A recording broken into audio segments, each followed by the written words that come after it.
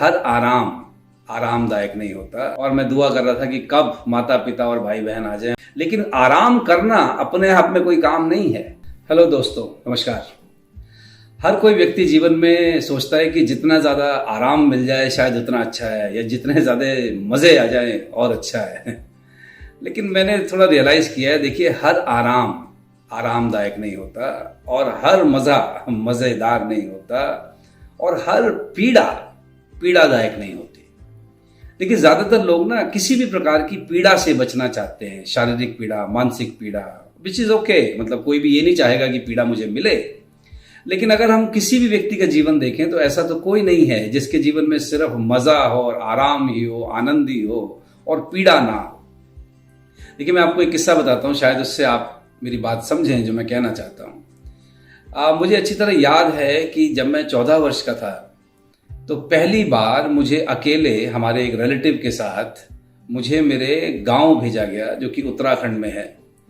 अच्छा, उत्तराखंड में जहाँ मेरा गांव है, बाय द वे, वहाँ आज भी सड़क गांव तक नहीं जाती।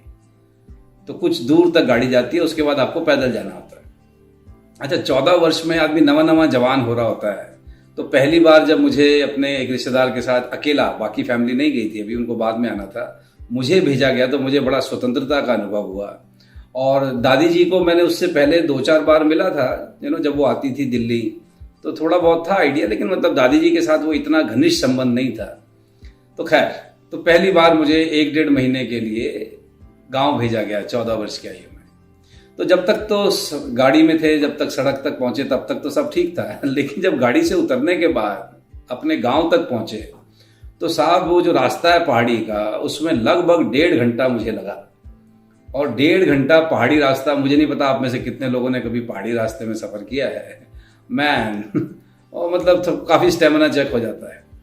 तो खैर, लेकिन मेरे को बचपन से मैंने सुना था दादा दादी की कहानियाँ, तो मुझे लगा कोई नहीं, अब दादी जी के पास पहुँच जाएंगे तो उसके बाद तो सब मज़ा ही मज़ा है, आराम ही आराम है, कोई बात नहीं।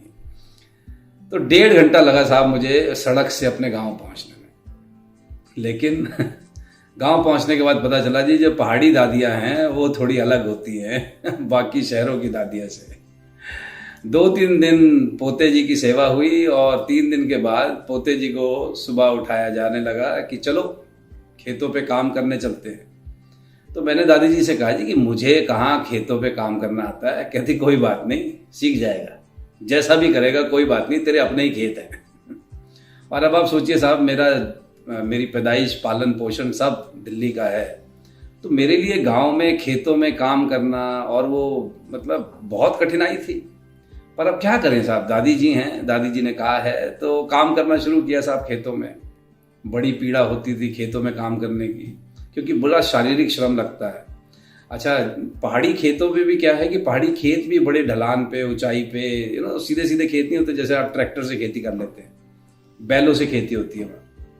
तो खैर, तो मुझसे काफ़ी गांव में काम कराया गया साहब। खेतों के जब हल लगता है तो जो साइड में जो मुंडेर होती है उस पर मिट्टी लगानी होती है, और उसमें कुछ जब फसल लगती है तो उसमें भी कुछ काम होता है, और गाय भैंसों के साथ जाना होता है। तो उस तरीके के काम मुझसे कराए गए। और गांव में क्या है कि क्योंकि सड़क से जुड़ा हुआ गांव नहीं है, तो कहीं इधर उधर घूमने फिरने को भी कुछ खास नहीं था। और ऊपर से दादी जी का ये काम कराने का जो तरीका था, सो ऑफकोर्स मुझे बिल्कुल अच्छा नहीं लगा। और मैं दुआ कर रहा था कि कब माता पिता और भाई बहन आ जाएं और मैं ये दादी के अत्याचार से मुक्त हो जाऊं। और फिर वो दिन आया साहब, जिस दिन मेरे बाकी फैमिली वाले भी पहुंचे, और इस खुशी में कि अब मैं अपने परिवार से मिलूंगा और इस दर्द से मुक्त हो जाऊंगा, तो मैं दौड़ा दौड़ा साहब सड़क पे उनको रिसीव करने पहुंचा, जहां 1 महीना पहले मुझे आने में 1.5 घंटा लगा था। और अब जब मैं उनको रिसीव करने पहुंचा तो मैं 30 से 35 मिनट में वहां पहुंच गया हूं। और ना सिर्फ पहुंच गया हूं, उसके बाद उनको लेकर जब गांव वापस आया हूं तो साथ में सामान भी लाया हूं, और वो थकान नहीं हुई जो 1 महीना पहले हुई थी।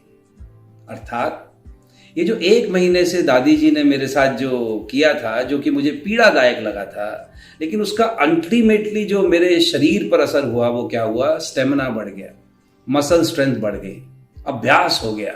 तो 1.5 घंटा जहां पहले लगा था, अब 30 से 35 मिनट लगे हैं। और अब मैं वैसे नहीं हाँफ रहा था जैसे 1 महीना पहले हाँफ रहा था। तो मैं कहना ये चाह रहा हूं कि देखिए, हर पीड़ा पीड़ादायक नहीं होती, हर आराम आरामदायक नहीं होता। आप देखिए, हम में से जितने लोगों ने अपने बचपन में कुछ चीज़ों की कमियां देखी हैं, उन चीज़ों का अभाव देखा है, तो आज हम उन चीज़ों को बाकियों की तुलना में ज़्यादा अप्रिशिएट कर पाते हैं, उनका सुख ज़्यादा अनुभव कर पाते हैं, क्योंकि हमने उससे पहले वो कष्ट और पीड़ा देखी है। और हर कष्ट और पीड़ा व्यक्ति के साथ एक चीज़ तो ज़रूर करता है कि उस व्यक्ति को वो मजबूत बनाता है। और हर आराम, अगर ये ज़रूरत से ज़्यादा हो जाए, देखिए विश्राम की ज़रूरत है ताकि हम काम दोबारा दुगनी ऊर्जा से कर सकें। आराम हम इसलिए करते हैं ताकि काम की हमारी आगे आने वाली गुणवत्ता हम बढ़ा सकें। लेकिन आराम करना अपने आप में कोई काम नहीं है। अब आप देखिए, आजकल हमारे घरों में अच्छे अच्छे क्वालिटी के गद्दे हैं, अच्छे अच्छे क्वालिटी के सोफा सेट पे लोग रहते हैं, ज़्यादातर लोग रहते हैं, लेकिन हर घर में कमर दर्द के पेशेंट आपको मिलेंगे। ओके, जितना ज़्यादा सुख सुविधाएं बढ़ती हैं, आप देखिए उतनी उतनी शारीरिक क्षमताएं कम हो जाती हैं।